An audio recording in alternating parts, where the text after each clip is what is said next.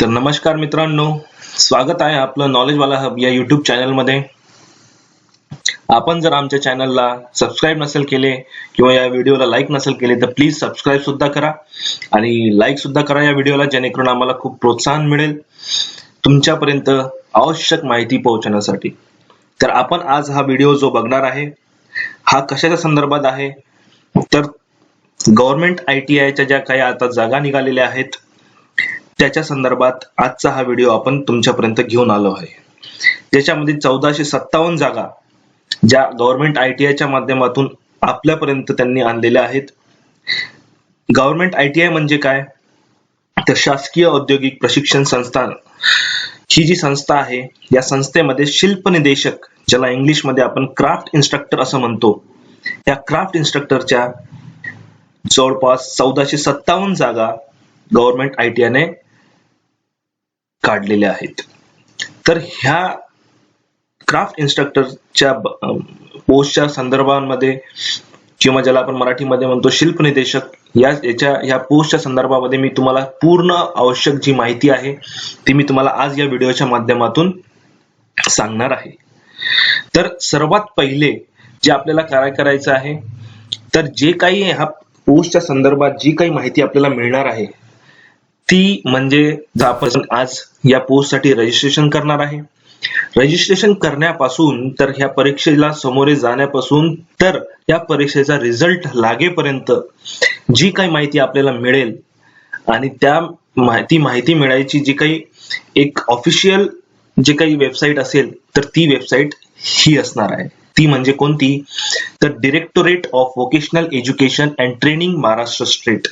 या वेबसाईटवर तुम्हाला या परीक्षेच्या संदर्भात, या पोस्टच्या संदर्भात म्हणजे क्राफ्ट इन्स्ट्रक्टर ह्या पोस्टच्या संदर्भात पुरेपूर माहिती सगळी रिझल्ट लागेपर्यंत तर तुम्ही जॉईन करेपर्यंत या पोस्टला ती सगळी माहिती तुम्हाला ह्या वेबसाईटवरच मिळणार आहे. तर त्या वेबसाईटची जी लिंक आहे ती काय आहे, तर dvet.gov.in/mr. तर ही तुम्हाला साईटची जी काही वेबसाईटची जी काही लिंक आहे ही आपल्याकडे तुम्ही नोंद करून घ्या याची, आणि हीच तुम्हाला ह्याच वेबसाईटवर तुम्हाला सगळी माहिती या पोस्टच्या संदर्भात मिळणार आहे. तर आता आपण बघूयात की या पोस्टच्या संदर्भातली सगळी डिटेल मध्ये माहिती आपण बघूयात. तर इथे बघू शकता तुम्हाला, इथे वेगवेगळ्या यांनी एक फोटोज लावले, तर ह्याच्यामध्ये तुम्ही व्यवसाय शिक्षण व प्रशिक्षण संचालनालय याच्यावर क्लिक केलं तर आपल्याला हे एका लिंक कडे घेऊन जातं. तर ती लिंक कोणती आहे, तर ती लिंक आहे या पोस्ट साठी रजिस्ट्रेशन करण्याची. रजिस्ट्रेशन म्हणजे काय, तर थोडक्यात म्हणायचं तर आपण ह्या पदासाठी आपण इंटरेस्टेड आहे आणि आपल्याला ह्या पदासाठी रजिस्ट्रेशन करायचं आहे. तर आपण काय करू शकतो, या लिंकवर जेव्हा आपण क्लिक करू तर आपल्याला हे या एका फॉर्मच्या कडे घेऊन जातं. तर त्या फॉर्म मध्ये काय काय दिलेलं आहे तर समजून घ्या. मी पूर्ण माहिती म्हणजे पूर्ण ह्या पोस्टच्या संदर्भातली माहिती तुम्हाला सांगणारच आहे, पण ही थोडक्यात पहिले सुरुवातीला तुम्हाला रजिस्ट्रेशनच्या बद्दल सांगतो की ह्या पोस्टसाठी जे काही आपल्याला रजिस्ट्रेशन करायचं आहे तर ते रजिस्ट्रेशन कसं करायचं आहे. तर तुम्हाला त्या लिंकवर, जसं मी तुम्हाला सांगितलं आधी, त्या लिंकवर जेव्हा तुम्ही क्लिक कराल तर तुम्हाला हे डिरेक्टली ते लिंक आपल्याला ह्या फॉर्मवर घेऊन येणार. तर त्या लिंक मध्ये तुम्ही बघू शकता इथे register to get user ID and password, म्हणजे जो युजर ID आणि पासवर्ड तुम्हाला शेवटपर्यंत यूज होईल तुम्हाला तुमच्या अकाउंट मध्ये लॉग इन करण्यासाठी, तो युजर ID तुम्हाला आणि पासवर्ड तुम्हाला ही रजिस्ट्रेशन प्रोसेस पूर्ण केल्यावर मिळणार आहे. तर याच्यामध्ये तुम्हाला रजिस्ट्रेशन प्रोसेस मध्ये काय काय टाकावं लागणार आहे, ती माहिती कोणती आहे, तर तुम्हाला सर्वात आधी तुमची जी काही 10वीची मार्कशीट आहे ते तुम्हाला ठेवायची. त्या मार्कशीटवर जे जसं आहे ते तसंच तुम्हाला इथे नमूद करायचं आहे. याच्यामध्ये काहीही चूक नको, कारण जर इथे जर काही तुम्ही रजिस्ट्रेशन करताना चूक केली आणि जर तुमचं पुढे तुम्हाला जर ते मॅच नाही झालं तर तुम्हाला त्याचा त्रास होईल आणि तुम्हाला या पदांना मुखावे सुद्धा लागू शकते. तर तसं नको व्हायला म्हणून तुम्ही माहिती भरताना पुरेपूर सगळी माहिती घेऊनच भरा. तुम्ही वेबसाईटला बघू शकता, तुम्ही PDF बघू शकता, ह्या नोटिफिकेशन म्हणजे ज्याच्यामध्ये सगळी काय माहिती दिलेली आहे, कसं भरायचं काय भरायचं ते बघू शकता, किंवा मी तुम्हाला आता सांगणारच आहे की कशी माहिती भरायची. तर इथे बघू शकता तुम्ही candidate first name. Candidate first name म्हणजे तुमचं नाव, कॅन्डिडेट मिडल नेम म्हणजे तुमच्या वडिलांचं नाव आणि तुमचं कॅन्डिडेट लास्ट नेम म्हणजे तुमचं आडनाव जसं तुमच्या 10th मार्कशीटवर आहे तसंच तुम्हाला इथे स्ट्रिक्टली त्या मार्कशीटच्या नुसार किंवा त्या सर्टिफिकेटच्या नुसारच तुम्हाला याच्यामध्ये भरायचं आहे. त्याच्यामध्ये तुम्हाला थोडाही बदल करता येणार नाही. जर तुमचं नाव चेंज झालं असेल तर तुम्हाला इथे यस किंवा नो सिलेक्ट करता येतं. यस असेल तर यस करा किंवा नो असेल तर नो करा. यस असेल तर मग ते तुमचं नाव कोणतं आहे, जे काही तुम्ही बदललेलं नाव आहे ते तुम्हाला इथे नमूद करायचं आहे. नो असेल तर सरळ नो करायचं आणि त्याच्यानंतर तुम्ही बघू शकता इथे डेट ऑफ बर्थ तुम्हाला भरायची आहे. त्याच्यानंतर तुम्हाला इथे डेट ऑफ भरल्यामध्ये सर्वात आधी तुम्हाला इथे हे कॅल्क्युलेटर सारखं तुम्हाला इथे एक सिम्बॉल दिसतंय, त्याच्यावर क्लिक केलं तर आपल्याला सर्वात आधी वर्ष सिलेक्ट करायचं आहे. वर्ष सिलेक्ट करताना पहिले वर्षावर जे काही तुम्हाला इयर दिसतंय त्याच्यावर क्लिक करायचं. त्याच्यानंतर हे तुम्हाला कोणतं तुमचं 1999 किंवा 2000 किंवा जे काही असेल तुमचं ते सिलेक्ट करायचं तुम्हाला आणि ते सिलेक्ट केल्यानंतर तुम्हाला महिना सिलेक्ट करायचा आणि सर्वात शेवटी तुम्हाला डेट सिलेक्ट करायची आहे. ह्या वेळेस तुम्हाला ही डेट ऑफ बर्थ इथे एंटर करायची आहे. त्याच्यानंतर तुम्ही बघू शकता इथे जेंडर तुमचं काय असेल, मेल फिमेल जे काही तुम्हाला इथे असेल ते तुम्हाला सिलेक्ट करायचं आहे. मोबाईल नंबर सर्वात महत्वाचा भाग म्हणजे मोबाईल नंबर, कारण जे काही अपडेट तुम्हाला येणार आहे या पोस्टच्या संदर्भात ते तुमच्या मोबाईल नंबरवर तुम्हाला शेवटपर्यंत जोपर्यंत या परीक्षेचा रिझल्ट लागणार नाही तोपर्यंत तुम्हाला हे सगळी माहिती तुम्हाला मोबाईल नंबरच्या माध्यमातूनच मिळणार आहे. तर तुम्हाला मोबाईल नंबर असा टाकायचा आहे जो तुम्हाला तुमच्याकडे हा मोबाईल नंबर राहणार आहे, ज्याच्यामध्ये तुम्हाला पूर्ण माहिती म्हणजे जसं काही रिझल्ट लागणार आहे सुरुवातीपासून रजिस्ट्रेशन पासून तर रिझल्ट लागेपर्यंत सर्व माहिती तुम्हाला त्या अपडेट्स ज्या काही या परीक्षेच्या अपडेट्स किंवा या पदाच्या संदर्भातल्या ज्या काही अपडेट्स येतील त्या सगळ्या तुम्हाला त्या मोबाईल नंबरवर येणार आहे. तर तुम्हाला इथे तुमचा मोबाईल नंबर टाकायचा आहे, कन्फर्म मोबाईल नंबर टाकायचा तुम्हाला परत तोच टाकायचा आहे. ईमेल ऍड्रेस सुद्धा तुम्हाला तोच टाकायचा आहे जो तुमच्याकडे शेवटपर्यंत राहील जोपर्यंत या परीक्षेचा निकाल लागणार नाही. तर हे महत्वाचे आहे, हे तुम्हाला म्हणजे तुमच्याकडे राहील असं तुम्हाला टाकायचं आहे. त्याच्यानंतर मॅट्रिक्युलेशन रोल नंबर यांनी विचारलेला आहे. मॅट्रिक्युलेशन रोल नंबर म्हणजे काय, तर तुमच्या मार्कशीटवर तुम्हाला मॅट्रिक्युलेशन रोल नंबर मिळालेला असेल तर तो मॅट्रिक्युलेशन रोल नंबर तुम्हाला याच्यामध्ये टाकायचा आहे ऍज इट इज. त्याच्यामध्ये काहीही बदल तुम्हाला करायचा नाही, तसाच्या तसाच मॅट्रिक्युलेशन रोल नंबर तुम्हाला याच्यामध्ये तो टाकायचा आहे. तर त्याच्यानंतर तुम्ही इथे बघू शकता जनरेट ओटीपी तुम्हाला करायचा आहे, जे म्हणजे तुमच्या मोबाईल नंबरवर ईमेलवर ऍड्रेसवर तुम्हाला ओटीपी येईल तो तुम्हाला इथे ओटीपी टाकायचा आहे. जनरेट केल्यानंतर तो टाकल्यानंतर तुम्हाला इथे म्हणताय डिक्लेरेशन, म्हणजे ह्या डिक्लेरेशनचा अर्थ काय की जी मी वरची जी माहिती भरलेली आहे ती माझ्या माहितीनुसार खरी आहे असं याचा अर्थ होतो. याच्यासाठी तुम्हाला दुजोरा द्यायचा आहे. तो दुजोरा कसा द्यायचा आहे तर आय ऍग्री इथे सिलेक्ट करायचे तुम्हाला. आय ऍग्री म्हणजे जी मी असं ऍक्सेप्ट करतो आहे की जी काही वरची माहिती मी भरलेली आहे ती माझ्या माहितीनुसार खरी आहे आणि त्याचे व्हॅलिड प्रूफ माझ्याकडे आहे असं आपल्याला त्यांना सांगायचं आहे. म्हणून इथे आपल्याला हे आय ऍग्री म्हणून सिलेक्ट करायचं आहे. त्याच्यानंतर इथे तुम्हाला बघू शकता तुम्ही इथे खाली काही अक्षर दिलेले आहेत, काही वर्ड्स दिलेले आहेत, नंबर दिलेले आहेत.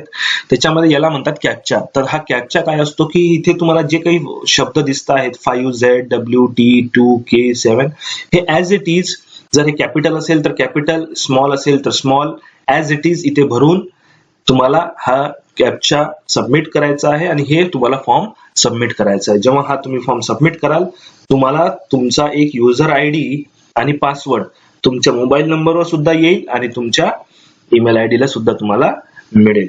तर हे तुम्हाला रजिस्ट्रेशन प्रोसेस पूर्ण करून घ्यायची आहे. आता रजिस्ट्रेशन प्रोसेस तर आपल्याला समजली की आपल्याला ह्या रजिस्ट्रेशन प्रोसेस मध्ये काय करायचं आहे, पण रजिस्ट्रेशन प्रोसेस करण्याच्या आधी आपण एक थोडक्यात सगळी माहिती समजून घेऊ की ही जी पोस्ट निघालेली आहे गव्हर्नमेंट ITI ची क्राफ्ट इन्स्ट्रक्टरची ती काय आहे, त्याच्या संदर्भातली पूर्ण माहिती आपण घेण्याचा प्रयत्न करू.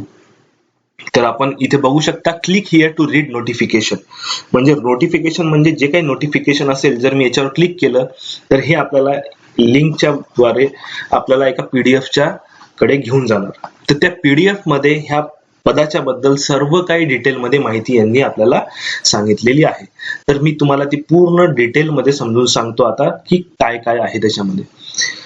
जसं तुम्ही इथे बघू शकता इथे दिलेला आहे, शासकीय औद्योगिक प्रशिक्षण संस्थांमधील विविध व्यवसायातील शिल्प निदेशक क्राफ्ट इन्स्ट्रक्टर गट क संवर्गातील पदभरती करिता ऑनलाईन पद्धतीने अर्ज मागविण्यात येत आहे.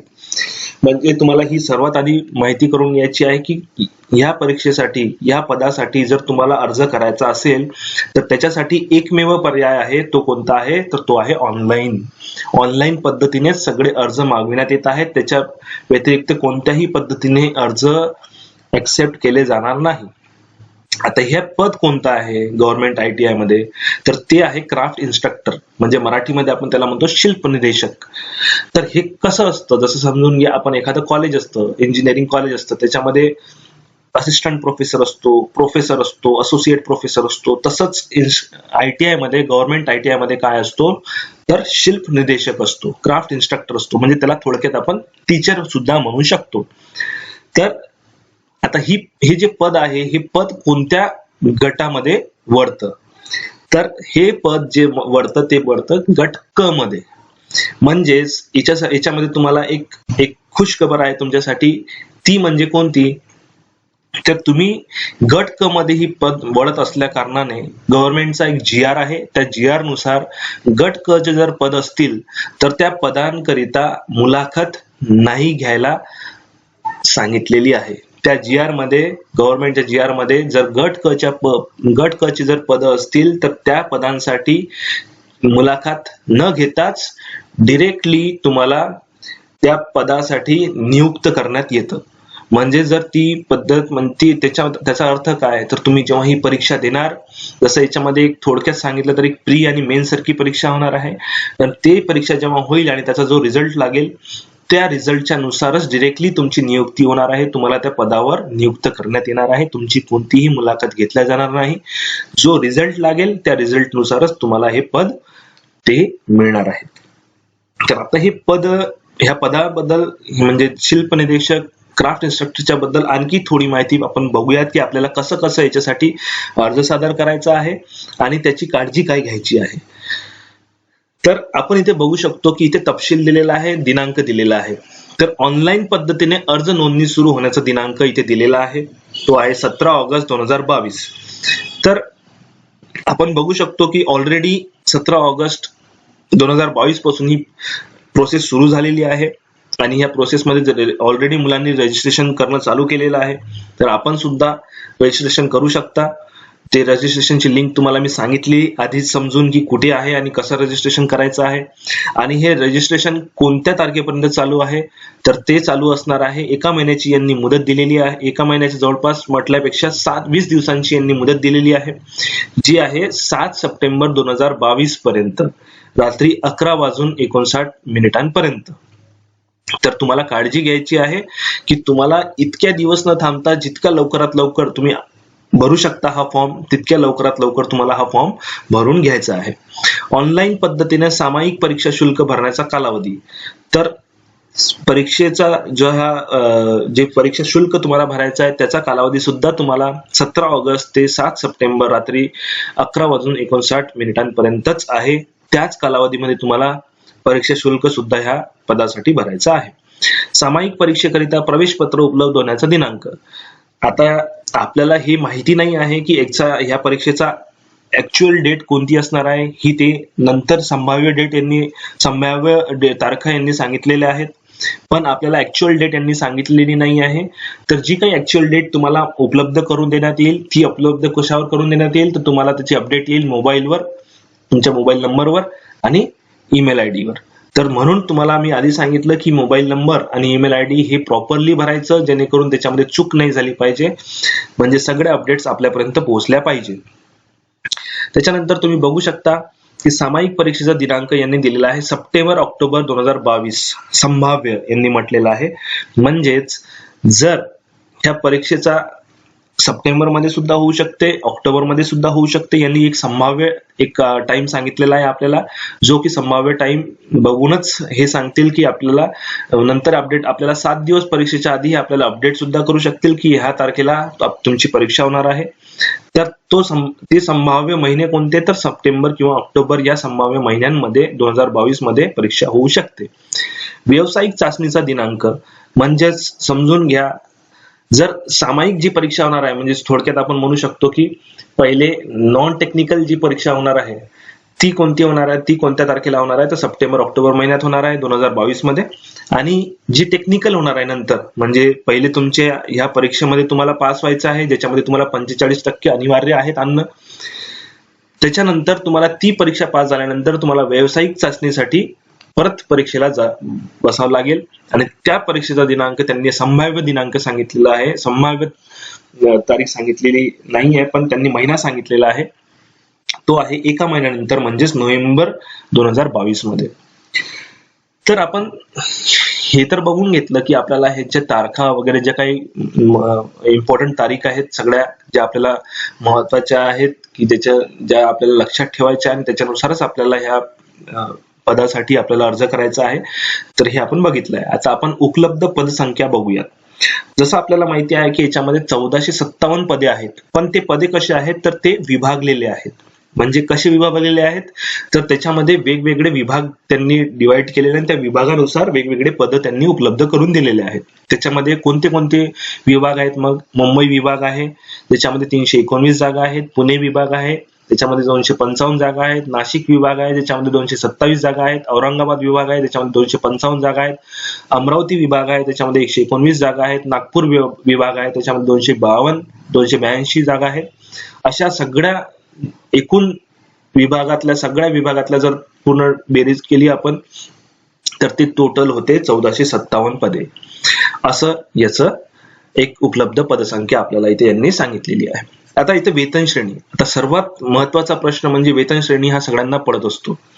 तर मुलांना हा विचार येतो की याच्यामध्ये दिलेलं असतं की वेतन इथे दिलेलं आहे की 38,600 ते 1,22,800 अधिक नियमानुसार अनुज्ञेय भत्ते. तर आपल्याला याच्यात थोडक्यात मी मला सांगेल, याच्यामध्ये जास्त आपल्याला पडायचं नाही आहे. आपल्याला आपल्या फोकस करायचा आहे की आपल्याला या पदासाठी आपल्याला अभ्यास करायचा आहे, आणि या पदासाठी आपण अभ्यास केल्यानंतर आपल्याला हे पद कसं मिळणार त्याची आपल्याला पुरेपूर काळजी घ्यायची आहे. याच्यामध्ये थोडक्यात तुम्हाला मी सांगतो की जे आपल्याला बेसिक असतं याच्यामध्ये ते बेसिक पडतं 38,600 रुपये. आणि जर याचं आपण टोटल पेमेंट जर म्हटलं की 7व्या वेतनानुसार जे आपल्याला जातं ते अंदाजे आपल्याला 55,000 ते 56,000 पर्यंत आपल्याला जातं. जे आजच्या कंडिशन मध्ये आपण बघितलं तर ते वेतन आपल्याला एक समाधानकारक वेतन आपण म्हणू शकतो 7व्या वेतनानुसार. तर प्रस्तुत जाहिरातीमध्ये विविध केलेल्या अटी व शर्तींची पूर्तता करणाऱ्या उमेदवारांकडून ऑनलाईन अर्ज मागविण्यात येत आहेत. म्हणजे यांनी काय म्हटलंय की ह्याच्यानुसार याच्यामध्ये जे काही यांनी कंडिशन सांगितलेले आहेत त्या कंडिशन जे विद्यार्थी फुलफिल करत असतील, जे विद्यार्थ्यांच्या कंडिशन्स मध्ये बसत असतील तर ते ह्या पदासाठी अर्ज करू शकतात. सामाजिक समांतर आरक्षण पदांचा सामाजिक समांतर आरक्षणाबाबतचा तपशील खालीलप्रमाणे आहे. आता याच्यामध्ये यांनी काय दिलेलं आहे की हे सगळे विभाग आहेत, म्हणजे समजून घ्या. याच्यामध्ये म्हटलं यांनी सामाजिक समांतर आरक्षण. तर सामाजिक समांतर आरक्षण याच्यामध्ये यांनी सांगितलेलं आहे की वेगवेगळे जे काही विभाग आहेत त्या विभागामध्ये वेगवेगळे पद आहेत. पद म्हणजे कसे तर शिल्प निरीक्षक. आता क्राफ्ट इन्स्ट्रक्टर तर हा एक पद आहेच, ठीक आहे. शिल्प निदेशक सगळ्या याच्यामध्ये आहे, पण ते वेगवेगळ्या डिपार्टमेंट मध्ये आहे. जसं याच्यामध्ये फिटर, टर्नर, संधाता, म्हणजे त्याच्यामध्ये मराठीमध्ये त्याला आपण संधाता म्हणतो, त्याला इंग्लिशमध्ये वेल्डर, असे वेगवेगळे वीजतंत्री, इलेक्ट्रिशियन, म्हणजे जे समजून घ्या मेकॅनिकल डिपार्टमेंटशी जोडलेले असतात, कोणी सिव्हिल डिपार्टमेंटशी जोडलेले आहेत, कोणी इलेक्ट्रिकल डिपार्टमेंटशी जोडलेले आहेत, कोणी कम्प्युटर डिपार्टमेंटशी जोडलेले, असे वेगवेगळे डिपार्टमेंटचे वेगवेगळे क्राफ्ट इन्स्ट्रक्टरच्या पोस्ट यांनी काढलेल्या आहेत. तर हे सगळ्या विभागामध्ये किती पदांचा इथे तपशील आहे हा सगळा इथे त्यांनी नमूद केलेला आहे. जसं इथे पहिले मुंबई विभाग आहे, त्याच्यानंतर खाली तुम्हाला पुणे विभागाचं दिलेलं असेल, त्याच्यानंतर खाली नाशिक विभागाचं दिलेलं असेल, आणि इथे तुम्ही बघू शकता की इथे मागासवर्गीय म्हणजे OBC, NT, SC, ST, open, ह्या सगळ्या प्रवर्गांच्या इथे जागा यांनी नमूद केलेल्या आहेत. त्याच्यामध्ये आपण बघू शकतो की महिला असेल तर त्यांचं आरक्षण असेल तर त्याच्यामध्ये काही जागा दिलेल्या आहेत का आरक्षित करून. खेळाडू असेल, माजी सैनिक असेल, प्रकल्पग्रस्त असेल, भूकंपग्रस्त असेल, पदवीधर असेल, पदविका धारक, अंशकालीन उमेदवार असेल, सर्वसाधारण म्हणजे जनरल. हे सगळे जे काय वरचे आहेत हे सगळे प्रवर्ग रेस्ट्रिक्टेड आहेत, म्हणजे ज्याच्यामध्ये आपण म्हणू शकतो की काहीतरी याच्यामध्ये रिझर्वेशन आहे. त्याच्या खाली आपण बघू शकतो की सर्वसाधारण. आता सर्वसाधारण पदांसाठी आपण म्हणू शकतो की या जनरल पोस्ट आहेत त्याच्यामध्ये आपण जाऊ शकतो. तर आपल्याला हे बघायचं आहे की याच्यामध्ये क्राफ्ट इन्स्ट्रक्टर मध्ये आपल्याला वेगवेगळ्या डिपार्टमेंटमध्ये आपल्याशी संलग्नित जे काही असेल त्या पदासाठी आपल्याला इथे अर्ज करायचा आहे. तर हे मी तुम्हाला इथे जे सांगितलं आहे हे असंच सगळ्या वेगवेगळ्या डिपार्टमेंटमध्ये आणि वेगवेगळ्या विभागामध्ये यांनी जेवढे काही पोस्ट असतील ह्या सगळ्या पोस्टचा इथे संदर्भ यांनी दिलेला आहे. तर आपण खाली बघूयात. हे बघा, इथे तुम्ही बघू शकता हा मुंबई विभागाचा होता. त्याच्यानंतर तुम्ही खाली जर गेले तर खाली गेल्यानंतर तुम्हाला इथे पुणे विभाग दिसतो. त्या पुणे विभागामध्ये किती, आता याच्यामध्ये बघा पुणे विभागाच्या वर इथे यांनी दिलेलं आहे खाली की दिव्यांग आरक्षण आणि अनाथ आरक्षण. तर याच्यामध्ये यांनी दिलेलं आहे की मुंबई विभागामध्ये दिव्यांग आरक्षण म्हणजे दिव्यांग जर असतील तर त्यांना किती आरक्षण दिले आहे, त्यांचे किती पदं यांनी रिझर्व्ह करून ठेवलेले आहेत, किती राखीव ठेवलेले आहेत. तसंच अनाथ जर असतील तर त्यांच्यासाठी या मुंबई विभागामध्ये 3 पदे राखीव करून ठेवलेले आहेत. तर असेच यांनी सगळ्या काही गोष्टी जे काही आरक्षण वगैरे काही असेल ते सगळं आरक्षण यांनी नमूद केलेलं आहे. तसंच पुणे विभागाचा सुद्धा यांनी एक्सप्लेन केलेलं आहे. तसंच जर तुम्ही आपण खाली गेलो तर आपल्याला प्रत्येक विभागाच्या यांनी जे काही वेगवेगळ्या डिपार्टमेंटच्या जागा असतील त्या सगळ्या यांनी आपल्याला एक्सप्लेन करून सांगितलेलं आहे. जसं याच्यामध्ये नाशिक विभाग बघू शकता तुम्ही, त्या नाशिक विभागाचं सुद्धा याच्यामध्ये त्यांनी डिटेलमध्ये दिलेलं आहे. त्याच्यानंतर आपण बघू शकतो की आपण जेव्हा खाली जातो आहे तर ते औरंगाबाद विभागाचे सगळ्यात जेवढे काही पद असतील ते सगळे यांनी एक्सप्लेन केलेले आहेत. त्याच्यानंतर तुम्ही बघू शकता याच्यामध्ये की खालचा आणखी एक अमरावती विभागाचे सगळं तपशील यांनी दिलेला आहे पदांचा. तो त्याच्यानंतर तुमचं जर तुम्ही बघितलं तर सगळे जे काही तपशील दिलेला आहे त्याच्यानुसार तुम्हाला किती पद आहेत ते सगळे सांगितलेले आहेत. नागपूर विभाग आहे, नागपूर विभागाचे सुद्धा सगळं तपशील दिलेलं आहे यांनी याच्यामध्ये की नागपूर विभागामध्ये किती पदं आहेत आणि किती पदांच्या संदर्भातली सगळी माहिती त्याच्यामध्ये दिलेली आहे. तर आता हे इथपर्यंत होतं. हे झाले सगळे विभागाची माहिती आणि त्या पदांची माहिती. मी तुम्हाला हे सांगेलच की कोणत्या डिपार्टमेंटमध्ये हे जे काही वरचे पद आहेत हे मला शेवटी सांगेल की कोणत्या डिपार्टमेंटमध्ये हे वळतं हे आपण बघूयाच की इलेक्ट्रिकलला कोणतं जातं, त्याच्यानंतर मेकॅनिकलला कोणतं जातं, सिव्हिलला कोणतं जातं, त्याच्यानंतर आपण म्हणू शकतो की कम्प्युटरला कोणतं जातं. तर ह्या सगळ्या गोष्टी आपण बघूयात. पण आता हे खाली काय म्हणत आहेत की जे काही महत्वाच्या गोष्टी आहेत ते आपण बघून घेऊयात. जे तुम्हाला महत्वाचं आहे म्हणजे ज्याच्यामध्ये आपण काळजी घ्यायची आहे की आपण हे पद भरताना आपल्याला काही चूक नको व्हायला आपल्याकडून. तर भरावयाच्या उपरोक्त संवर्ग पदांचा सामाजिक समांतर तपशील सहसंचालक व्यवसाय शिक्षण प्रादेशिक कार्यालय मुंबई, पुणे, औरंगाबाद, नागपूर मागणी पत्रानुसार आहे. तसेच वर नमूद केलेल्या पदसंख्या व आरक्षणामध्ये शासनाच्या सूचनेनुसार बदल होण्याची शक्यता आहे. हे काय म्हणत आहेत की जे काही आम्हाला मागणी पत्र मिळालेलं आहे वेगवेगळ्या विभागाकडून त्या मागणी पत्रानुसार आम्ही हे पदांचा एक संदर्भ आम्ही दिलेला आहे. याच्यामध्ये बदल होण्याचे पूर्ण चान्सेस आहेत हे तुम्हाला मी सांगतो आहे. याच्यामध्ये कमी होण्याचे चान्सेस तर नाही आहेत, पण जर बदल झालाही तर तो पद त्याच्यामध्ये वाढण्याचे चान्सेस असू शकतात. तर हे आपल्याला लक्षात ठेवायचं आहे की भले तिथे जर आज कमी असेल पद दिलेलं तर ते पॉसिबल आहे की ते पुढे वाढू पण शकतात तिथले त्या विभागातले पदसंख्या आरक्षणामध्ये बदल झाल्यास याबाबतची माहिती बदल व्यवसाय शिक्षण व प्रशिक्षण संचालनालयाच्या म्हणजे मी तुम्हाला जी सांगितली म्हणजे जर काही बदल झाला ह्या पदांच्या बद्दल म्हणजे याच्यामध्ये पदांच्या संख्येमध्ये जर काही बदल झाला तर ती सगळी माहिती तुम्हाला कोणत्या साईटवर दिसणार आहे, माहिती मिळणार आहे dvet.gov.in या संकेतस्थळावर तुम्हाला प्रसिद्ध करण्यात येईल. सगळी काही माहिती जी काही याच्यामध्ये जर काही चेंजेस झाले तर हे आपल्याला लक्षात ठेवायचं आहे. उमेदवार भारतीय नागरिक महाराष्ट्राचा आदिवासी असावा म्हणजे जो डोमिसिल असावा, त्याच्याकडे डोमिसिल सर्टिफिकेट असणं गरजेचं आहे. प्राधिकरण निर्गमित केलेल्या दिवस प्रमाणपत्र आवश्यक राहील. म्हणजे मी तुम्हाला सांगतो आहे की डोमिसिल सर्टिफिकेट असणं गरजेचं आहे. तर आता याच्यामध्ये शैक्षणिक म्हणजे एज्युकेशनल क्वालिफिकेशन त्याचा एक्सपिरियन्स किती असावा तो आपल्याला याच्यामध्ये महत्वाचा आहे. ठीक आहे, म्हणजे ह्या पदासाठी जेव्हा आपण अप्लाय करणार आहे तर त्याच्यामध्ये आपल्याला किती एक्सपिरियन्स असणं गरजेचं आहे, कोणतं एज्युकेशन जर असेल आपलं क्वालिफिकेशन जर असेल तर आपण अप्लाय करू शकतो ते बघूया. तर काय म्हणतोय, as per education and employment department resolution, ह्याच्यामध्ये काय म्हणतोय की the candidate should possess a diploma at least in second class in appropriate branch of engineering or technology of the board or technology examinations Bombay or its equivalent qualification, or have passed the secondary school certificate examination with mathematics and science or its equivalent examination. तर याच्यामध्ये काय म्हणतोय की diploma जर असेल तर तो second class diploma सुद्धा याच्यामध्ये चालू शकतो. ते सेकंड क्लास डिप्लोमा जर असेल तर त्याच्यामध्ये तुम्हाला तो यांनी ग्राह्य धरलेला आहे, तो तुम्हाला कन्सिडर केला जाईल. किंवा मग यांनी म्हटलंय की नॅशनल अप्रेंटिस म्हणजे have pass secondary school certificate examination म्हणजे SSC, ज्याच्यामध्ये त्यांचं मॅथ्स आणि सायन्स किंवा मग त्याचं इक्विव्हॅलंट काही सब्जेक्ट असेल तर तो मुलगा सुद्धा तो स्टुडंट सुद्धा अप्लाय करू शकतो. National apprentice certificate in the appropriate trade of the national council for training in vocational trades or its equivalent, जर कोणी अप्रेंटिसशिप केली असेल ती सुद्धा चालू शकते. National trade certificate in appropriate trade of the national council for training in vocational trades or its equivalent, जर काही कोणी व्होकेशनल ट्रेनिंग केलेली असेल, नॅशनल ट्रेड सर्टिफिकेट असेल त्याच्याकडे, ते सुद्धा चालू शकतं. त्याच्यानंतर ट्रेड सर्टिफिकेट ज्याच्यामध्ये स्टेट काउन्सिलच्या माध्यमातून जे काही ट्रेनिंग व्होकेशनल ट्रेड्स होत असतात, म्हणजे ते काही व्होकेशनल कोर्सेस असतात त्याचंही जर सर्टिफिकेट असेल तर ते सुद्धा चालणार आहे.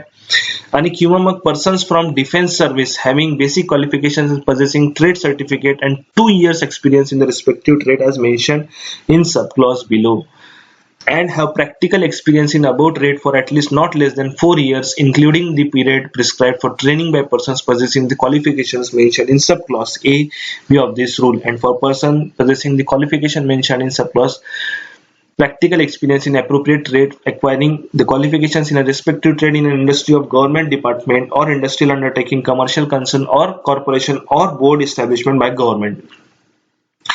तर याच्यामध्ये थोडक्यात जर तुम्हाला सांगायचं तर डिप्लोमा केल्यानंतर आपल्याला 2 वर्षाचा एक्सपिरियन्स, आणि जर ITI तुम्ही केला असेल किंवा कोणता कोर्स केला असेल तर तुम्हाला 4 वर्षांचा एक्सपिरियन्स असं तुम्हाला इथे गरजेचं आहे ह्या पोस्टसाठी, पदासाठी अप्लाय करण्यासाठी.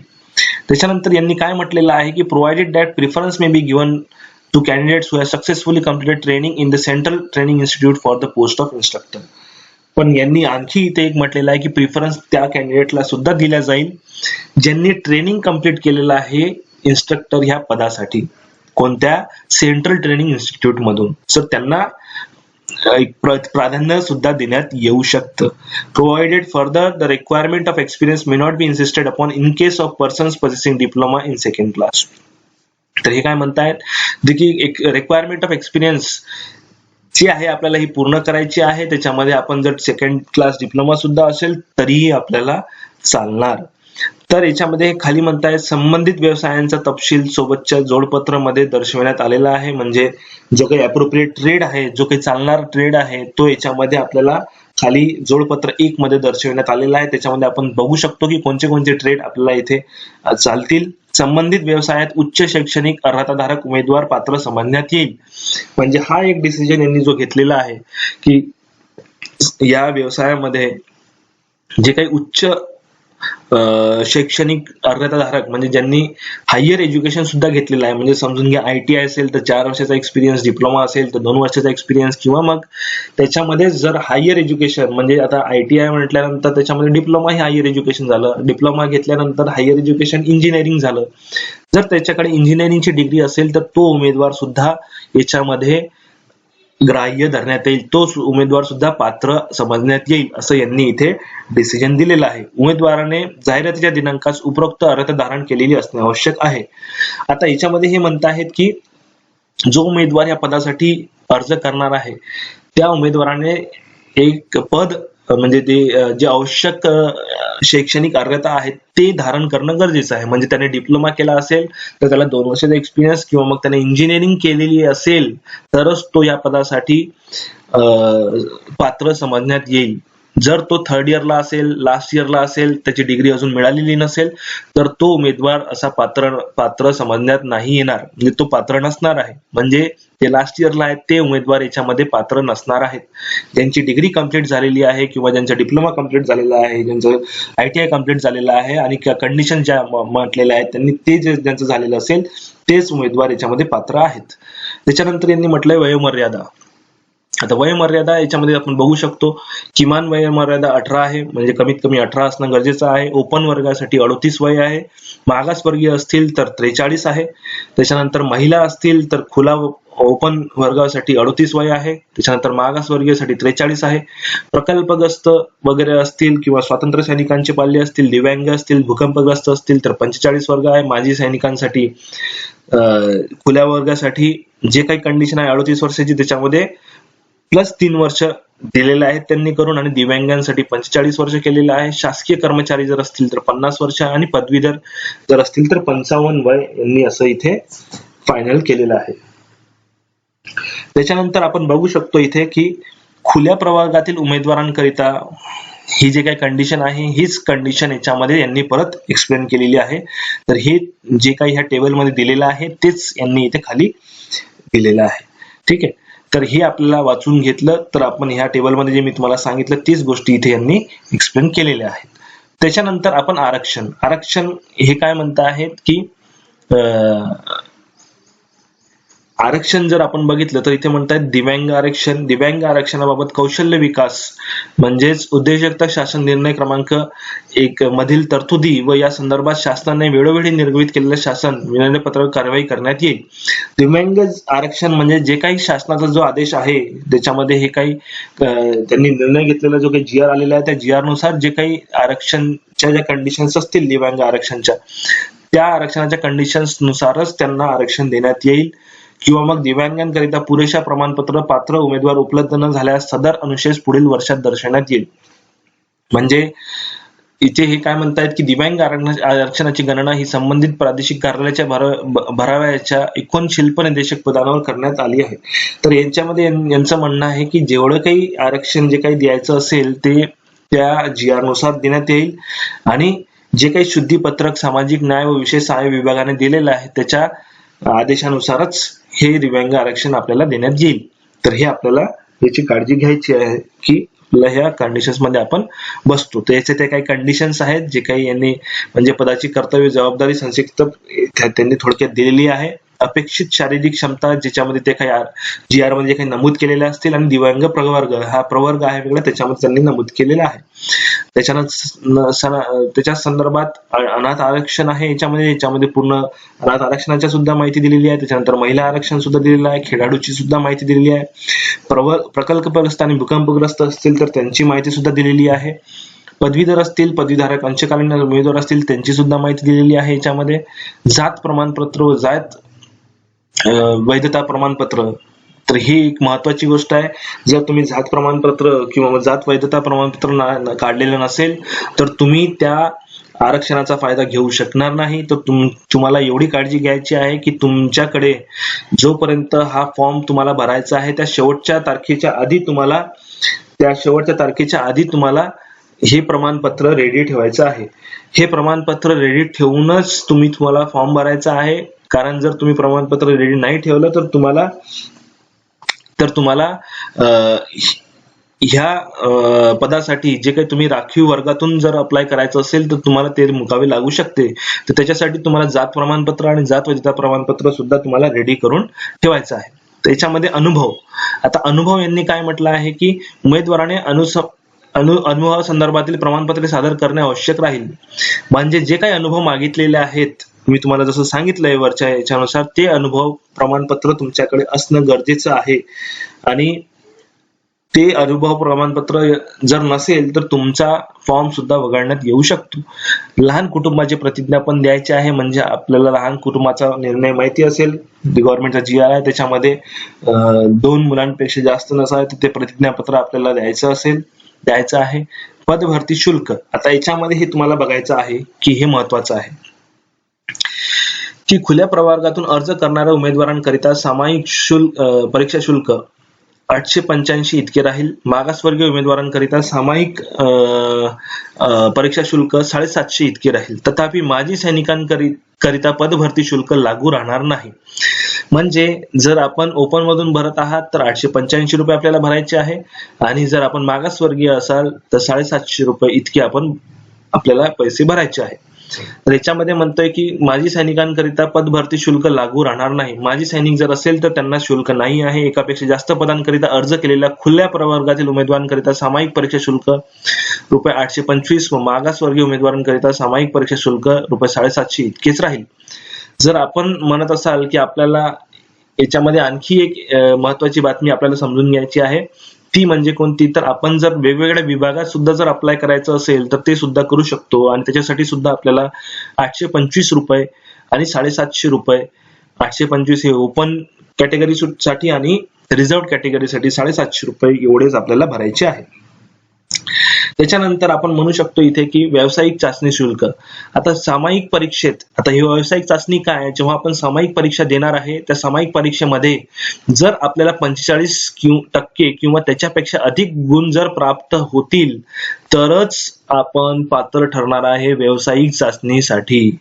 एवढं तुम्हाला लक्षात घ्यायचं आहे. म्हणजे तुम्हाला सामायिक परीक्षा ही 45% पेक्षा जास्त गुण घेऊनच पास करायची आहे, तरच तुम्ही क्राफ्ट म्हणजे इन्स्पेक्टरच्या व्यावसायिक चाचणीच्या परीक्षेसाठी अप्लाय करू शकता. जर तुम्ही म्हणत असाल की चाचणीकरिता पात्र ठरलेल्या उमेदवाराने एकाच व्यवसायाकरिता, उदाहरण शिल्प निदेशक, जोडारी, क्राफ्ट इन्स्पेक्टर, एकापेक्षा जास्त प्रादेशिक विभागात मुंबई, पुणे, अमरावती इत्यादी अर्ज केला असल्यास खुल्या प्रवर्गातील उमेदवाराने व्यावसायिक चाचणी शुल्क ₹885 व मागासवर्गीय उमेदवाराने व्यावसायिक चाचणी शुल्क ₹750 इतके भरणे आवश्यक राहील. उमेदवाराने एकापेक्षा जास्त व्यवसायाकरिता, जोडारी, क्राफ्ट, शिल्प निदेशक तरी एकाच प्रादेशिक विभागात अथवा एकापेक्षा जास्त प्रादेशिक विभागात अर्ज केला असल्यास खुल्या प्रवर्गातील उमेदवाराने व्यावसायिक चाचणी शुल्क 885 × व्यवसाय अभ्यासक्रमांची संख्या व मागासवर्गीय विद्यार्थ्यांनी व्यावसायिक चाचणी शुल्क 750 × व्यवसाय अभ्यासक्रमांची संख्या इतके व्यावसायिक चाचणी शुल्क भरणे आवश्यक राहील. व्यावसायिक चाचणीकरिता पात्र ठरलेल्या उमेदवारांनी या पदांकरिता व्यावसायिक चाचणी शुल्काचा भरणा केला असेल त्याच पदांकरिता उमेदवारास व्यावसायिक चाचणी देता येईल व तेवढ्याच पदांचा गुणवत्ता यादीकरिता उमेदवाराचा विचार करण्यात येईल. म्हणजे थोडक्यात मी तुम्हाला समजून सांगतो याच्यामध्ये काय म्हटलेलं आहे यांनी. जर तुम्ही एकच शिल्प निदेशक समजून घ्या, एक जोडारी असेल म्हणजे फिटर असेल, त्याच पदासाठी जर तुम्ही अप्लाय करत असाल पण वेगवेगळ्या विभागातून करत असाल तर तुम्हाला ओपन मध्ये फक्त आणि फक्त 825 आणि रिझर्व्ह कॅटेगरीमध्ये ₹750 एवढंच भरायचं आहे. पण जर तुम्ही क्राफ्ट इन्स्पेक्टर म्हणजे शिल्प निदेशकच्या वेगवेगळ्या विभागामध्ये, जसं फिटर आहे, त्याच्यानंतर टर्नर आहे, त्याच्यानंतर तुम्ही आणखी वेगवेगळ्या जर डिपार्टमेंटसाठी अप्लाय करत असाल तर तुम्हाला ओपन कॅटेगरीसाठी 825 × जेवढे तुम्ही डिपार्टमेंट असाल, म्हणजे 1 असेल, 2 असेल, 3 असेल, असे 825 म्हणजे जर 3 विभागात तुम्ही अप्लाय करत असाल, म्हणजे टर्नरलाही अप्लाय करत असाल, तुम्ही जोडारीला म्हणजे फिटरलाही अप्लाय करत असाल, तर तुम्हाला 825 × 3 असे जेवढे काही पैसे होतील ते तुम्हाला भरावे लागणार आहे. तसंच मागासवर्गीयसाठी 750 × 3 म्हणजे जेवढे पैसे होतील तुम्हाला तेवढे पैसे भरावे लागणार आहेत. आणि ज्या पदांसाठी तुम्ही अप्लाय केलेला आहे त्याच पदांसाठी तुम्ही परीक्षा देऊ शकणार आहात आणि त्याच पदांच्या गुणवत्ता यादी म्हणजे जेव्हा रिझल्ट लागेल त्याच्यामधून तुमचा उमेदवारीचा विचार केला जाईल असं यांनी इथे नमूद केलेलं आहे. तर सामायिक परीक्षा शुल्क तसेच व्यावसायिक चाचणी शुल्कावर पेमेंट गेटवे अतिरिक्त लागू राहील. जर तुम्ही काही वेगळे पेमेंट करत असाल आणि काही कार्ड वगैरे यूज करत असाल तर त्याच्यावर थोडासा काही अधिभार ते लावण्याची शक्यता आहे. कोणत्याही कारणास्तव प्रक्रिया स्थगित रद्द झाल्यास पदभरती शुल्क उमेदवारास परत करण्यात येणार नाही. जर इन केस इथे यांनी नमूद केलेलं आहे की जर काही प्रक्रिया स्थगित झाली किंवा काही रद्द झाली तर पैसे तुम्हाला वापस मिळण्याचे चान्सेस नाही आहेत इथं, असं यांनी इथे मेन्शन केलेलं आहे. तर ऑनलाईन अर्ज प्रक्रिया, आता याच्या पुढे आपण ऑनलाईन अर्ज प्रक्रिया कशी आहे ते आपल्याला समजून घेऊयात की याच्यामध्ये काय काय काळजी घ्यायची आहे. तर उमेदवारास मी तुम्हाला सांगितलं आहे की 17 ऑगस्ट 2022 ते 7 सप्टेंबर 2022 या कालावधीत तुम्हाला अप्लाय करायचं आहे. कोणतीही तुम्हाला इथे दुसरं पर्याय नाही आहे, तर ऑनलाईन पद्धतीनेच तुम्हाला अप्लाय करायचं आहे. त्याच्यानंतर तुम्ही म्हणू शकता जर उमेदवाराला अप्लाय करायचं असेल तर तुम्हाला मोझिला फायरफॉक्स किंवा गुगल क्रोम किंवा मायक्रोसॉफ्ट एज या ब्राउझरचा वापर करायचा आहे. त्याच्यानंतर तुम्हाला उमेदवाराने त्यांचे नावात बदल झाला असल्यास त्याचा तपशील, जन्मतारीख काही असेल ते तुम्हाला मी सांगितलंय. रजिस्ट्रेशन करताना तुम्हाला त्याच्यामध्ये तुमचा युनिक आयडी आणि पासवर्ड तुम्हाला मिळणार आहे, जो की रजिस्टर आयडी आणि पासवर्ड तुम्हाला मिळणार आहे. त्याच्यानंतर तुम्हाला एक कलर फोटो, ज्याच्यामध्ये याची कंडिशन्स यांनी दिलेल्या आहेत, त्याची साईज 80 ते 200 KB असली पाहिजे आणि JPEG फॉर्मॅट मध्ये असलं पाहिजे आणि फोटोची साईज 3.5 सेंटीमीटर 4.5 सेंटीमीटर असं त्यांनी अपेक्षित ठेवलेलं आहे. आणि ज्याची साईज तुम्ही म्हणू शकता की जे काही शैक्षणिक अर्हता तुमचे काही प्रमाणपत्र असतील त्या प्रमाणपत्रांची तुम्हाला PDF अपलोड करायची आहे किंवा मग JPEG साईज मध्ये तुम्हाला अपलोड करू शकता. तर त्याची साईज सुद्धा तुम्हाला 100 KB ते 2 MB च्या मध्येच तुम्हाला अपलोड करताना जी ठेवायची आहे एवढी काळजी तुम्हाला घ्यायची आहे. त्याच्यानंतर जे काही तुम्ही माहिती भरणार आहात त्याच्यामध्ये तुम्हाला फायनल सबमिशन ऑफ ऍप्लिकेशन हे करणं गरजेचं आहे. जे काही तुम्ही माहिती भरणार आहात ती माहिती भरल्यानंतर तुम्हाला फायनल सबमिशन करायचं आहे, ज्याच्यामध्ये तुम्हाला हे सगळं झाल्यावर तुम्हाला तुमच्या मोबाईलवर एक मेसेज सुद्धा येईल की तुम्ही रजिस्ट्रेशन केलेलं आहे. जर हे यांनी म्हटलेलं आहे की जर तुमची काही माहिती चुकीची आढळून आली किंवा खोटी आढळून आली तर जी काही पदभरती प्रक्रिया आहे त्याच्यात तुमचं गैरवर्तन तुम्ही केलं आहे आणि तुम्हाला त्या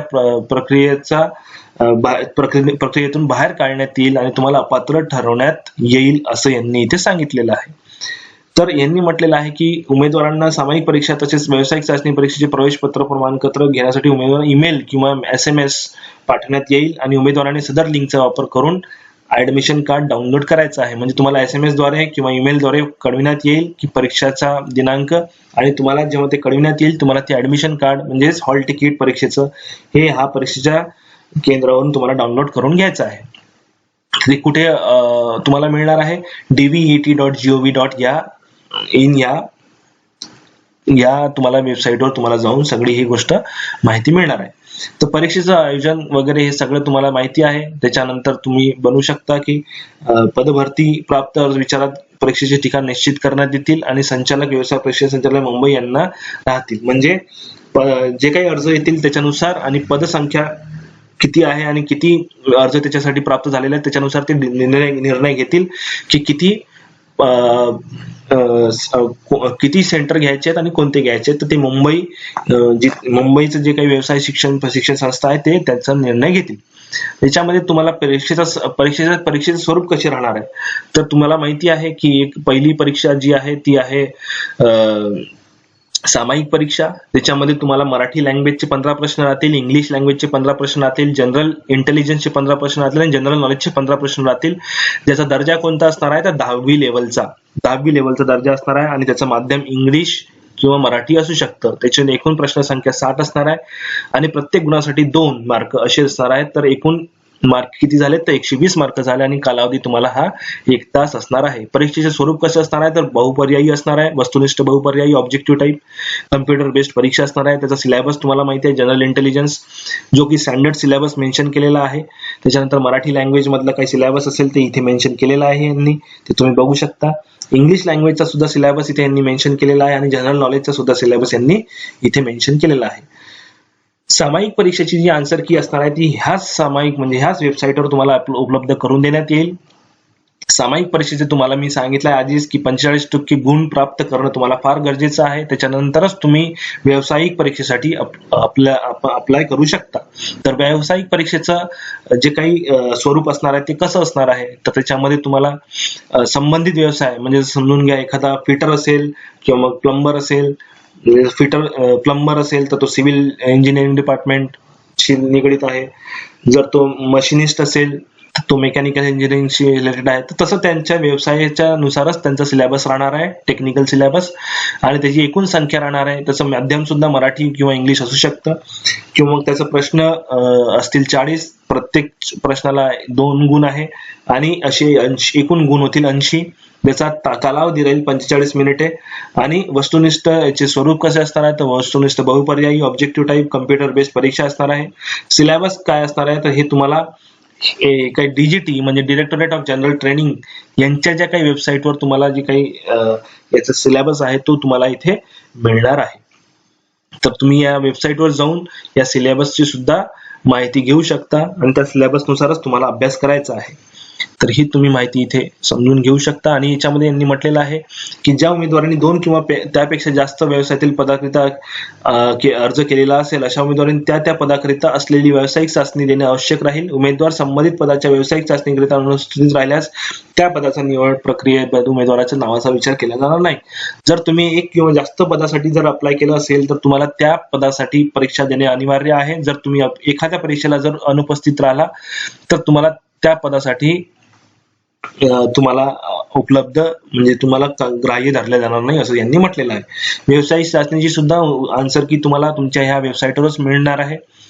तुम्हाला एक परीक्षा झाल्यानंतर ऑब्जेक्शन हँडलिंग फीज असते, म्हणजे जर उमेदवाराला व्यावसायिक किंवा सामायिक प्रश्न चाचणीमध्ये प्रश्नासंदर्भात काही आक्षेप असेल तर ते उमेदवारास प्रति प्रश्न ₹200 इतकी आक्षेप हाताळणी फीस भरायची आहे आणि त्याच्यानुसार त्याला त्या आक्षेप नोंदविता येईल. म्हणजे जर तुमचा एक प्रश्न असेल तर एका प्रश्नाचे ₹200, 2 प्रश्नाचे ₹400 असे प्रश्नाच्या संदर्भात तुम्हाला तिथे आक्षेप नोंदविता येईल असं तुम्हाला यांनी इथे सांगितलेलं आहे.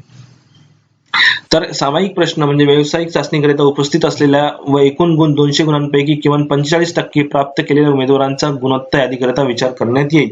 म्हणजे सामायिक परीक्षेत ज्याने 45% गुण प्राप्त केले आहेत त्याचाच विचार हा व्यावसायिक चाचणीसाठी करण्यात येईल आणि त्याचाच विचार ह्या पदासाठी विचार करण्यात येईल.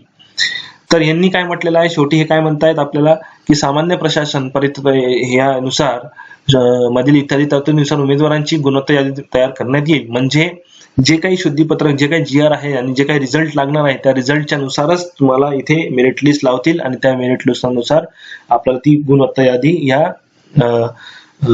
वेबसाईटवर आपल्याला उपलब्ध करून देण्यात येईल. तर प्राधान्यक्रम ज्या पात्र उमेदवारांचे एकूण गुण समान असतील अशा उमेदवारांचा गुणवत्ता यादीतील प्राधान्यक्रम पुढील प्रमाणे निश्चित करण्यात आलेला आहे. म्हणजे प्राधान्यक्रम यांनी ठरवून ठेवलेला आहे.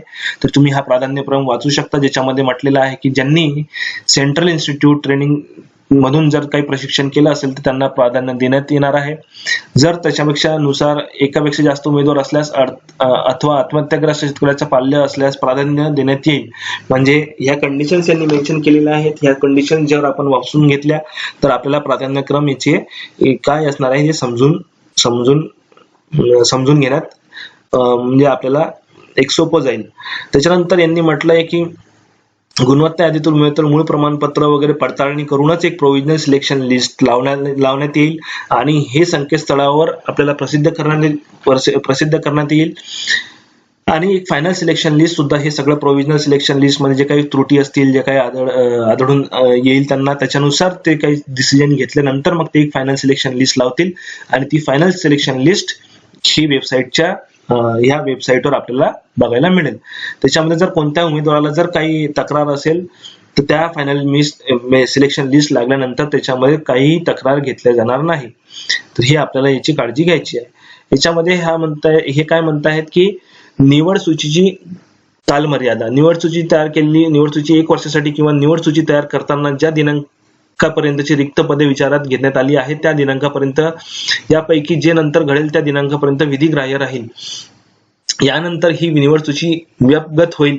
म्हणजे यांनी सरळ एक म्हटलेलं आहे की जी तारखेला रिझल्ट लागेल आणि त्या तारखेला रिझल्ट लागेल त्या तारखेनुसार नंतर 1 वर्षासाठी किंवा मग यांनी जे काही नमूद केलेली तारीख आहे त्या तारखेपासून तर 1 वर्षापर्यंतच ह्या लिस्ट जे आहेत, ती निवड सूची जी आहे ती ग्राह्य धरण्यात येईल. त्याच्यापेक्षा जर जास्त टाइम झाला असेल तर ती डिस्क्वालिफाय होईल लिस्ट, असं यांनी इथे म्हटलेलं आहे. तर शासन निर्णय आहे, त्या निर्णयानुसारच आपल्याला ह्या निवड सूचीची कालमर्यादा ठरवण्यात येईल. त्याच्यानंतर यांनी म्हटलेलं आहे की सामान्य प्रशासन विभाग निर्णय क्रमांक गट क मधील पदांकरिता मुलाखती घेण्यात येणार नसल्याने सदर जाहिरातीतील पदांकरिता मुलाखती घेण्यात येणार नाही. तर आपल्याला माहिती आहे, मी तुम्हाला आधीच सांगितलं की गव्हर्नमेंटचा GR आहे, त्या GR नुसार गट क मधील जे काही पद असतील त्यांची मुलाखत नाही घेतल्या जात. तर ते यांनी इथे नमूद केलेलं आहे. तर पदभरती संदर्भातील जी काही माहिती असेल वेळोवेळी या वेबसाईटवर आपल्याला उपलब्ध करून देण्यात येईल आणि ती आपल्याला बघणं, आपली काळजी आपल्याला घ्यायची आहे. संपूर्ण पदावर प्रवेश उमेदवारांनी स्वखर्चाने उपस्थित राहणे आवश्यक आहे. म्हणजे तुम्हाला 1 रुपयाही तुम्हाला त्यांच्याकडून मिळणार नाहीये, त्याची काळजी आपल्यालाच घ्यायची आहे आणि आपल्या स्वखर्चावर आपल्याला ही परीक्षेसाठी उपलब्ध व्हायचं आहे. संगणक अर्हता, त्याच्यामध्ये काय म्हणतायत, मराठी हिंदी भाषा परीक्षा निवड झालेल्या उमेदवारांनी महाराष्ट्र शासनाने शासकीय कर्मचाऱ्यांकरिता वेळोवेळी विहित केलेली मराठी व हिंदी भाषा संदर्भात अर्हता धारण करणे आवश्यक राहील. उमेदवार सदर अर्हता धारण करीत असल्यास उमेदवारांनी संबंधित प्रमाणपत्रे विविध कालमर्यादेत सादर करणे आवश्यक आहे. मराठी आणि हिंदी हिंदी भाषेचे जे काही शासन निर्णय आहेत त्याच्यानुसार जे काही विहित अर्हता आहे ती धारण करणे गरजेचं आहे. जर तो उमेदवार जर धारण करत असेल किंवा मग अप्लाय करत असेल कोणत्या याच्यासाठी, तर त्याला ती एक विहित कालमर्यादा ठरवलेली आहे, त्याच्यानुसारच तुम्हाला तो सर्टिफिकेट तुम्हाला ते गव्हर्नमेंटला द्यावं लागेल, याची तुम्हाला काळजी घ्यायची आहे. संगणक अर्हता आहे. निवड झालेले जे काही उमेदवार असतील त्यांच्यामध्ये असं त्यांनी शासन म्हणत आहे की वेळोवेळी जे काही संगणक हाताळणीबाबत जे काही कंडिशन्स त्यांनी सांगितलेल्या आहेत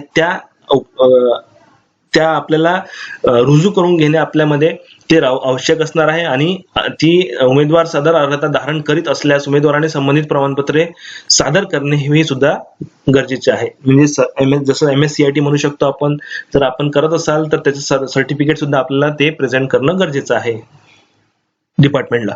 तर प्रशिक्षण. निवड झालेल्या उमेदवारांनी शिल्प निर्देशक पदाकरिता वेळोवेळी विहित केलेले प्रशिक्षण विहित कालमर्यादेत पूर्ण करणे आवश्यक राहील. जे काही प्रशिक्षण होईल, जे काही उमेदवार सिलेक्ट होतील त्यांचे जे काही प्रशिक्षण होईल ते वेळोवेळी त्यांना करून घ्यायचं आणि बरोबर कालमर्यादेत जे काही सांगितलेले त्या कालमर्यादेत त्यांना आवश्यक असणार आहे. निवड झालेल्या उमेदवाराने म्हणजे काही न्यू एज व भविष्यात येणाऱ्या आधुनिक व्यवसायांची तांत्रिक अर्हता शासनाने विहित केलेल्या अटी व शर्तीनुसार वेळोवेळी प्राप्त करणे आवश्यक राहील.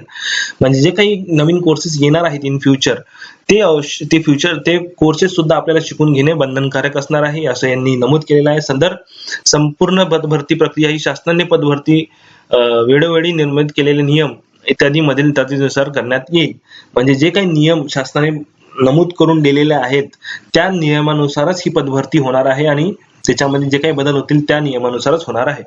संपूर्ण प्रक्रियेबाबत तपशील हा या संकेतस्थळावर म्हणजे जे मी तुम्हाला सांगितलेलं आहे ऑलरेडी dvet.gov.in या संकेतस्थळावर तुम्हाला याची पूर्ण माहिती मिळणार आहे.